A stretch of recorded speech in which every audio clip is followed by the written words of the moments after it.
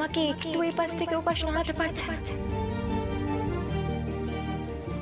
তোমার তোমার কিচ্ছু মনে পড়ছে না, তাই না বাবা? আচ্ছা বাবা, এমনও তো হতে পারে যে তোমার একটা ছোট্ট মেয়ে ছিল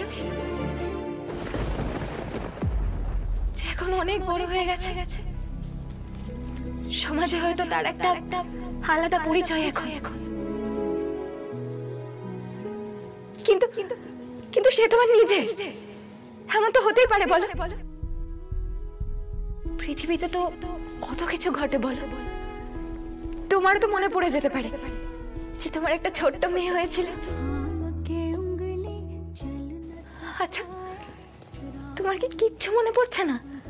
তুমি তো এত জায়গা গেলে, আমরা তোমায় রাজমহলের রাজবাড়িতে নিয়ে গেলাম, সেখানে কত কথাবার্তা হলো, কত বাকবিতণ্ডা হলো, তাও তোমার কিচ্ছু মনে পড়ছে না বাবা? থানু দিদি নিজের সংসার ছেড়ে চলে এসেছে শুধুমাত্র তোমার কেসটা লড়বে বলে। আচ্ছা, তোমায় তো আদালতে জজ সাহেব জিজ্ঞেস করতে পারেন যে তোমার পুরনো কি মনে আছে, তখন তুমি কি বলবে? নিশ্চয়ই এটাই বলবে যে তোমার কিছু মনে নেই, তাই না? বলো। নেই তো, সত্যি মনে নেই, মনে পড়ছেও না। 10 বার 10 রকম প্রশ্ন করলে তো আর সত্যিটা বদলে যাবে না। তোদের কোনো প্রশ্নের উত্তর আমার জানা নেই। আমাকে ছেড়ে দে, আমাকে তোরা ছেড়ে দে, আমি আর পারছি না, ছেড়ে দে আমাকে, তোরা পারছি না আমি।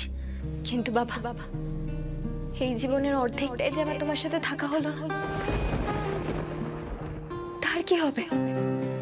আমার যে তোমার সাথে অনেক কথা বাকি, তোমার সাথে দিনের পর দিন যে অন্যায় হয়েছে তার প্রতিবাদ করতে চাই আমি, তোমার মেয়ে বাবা।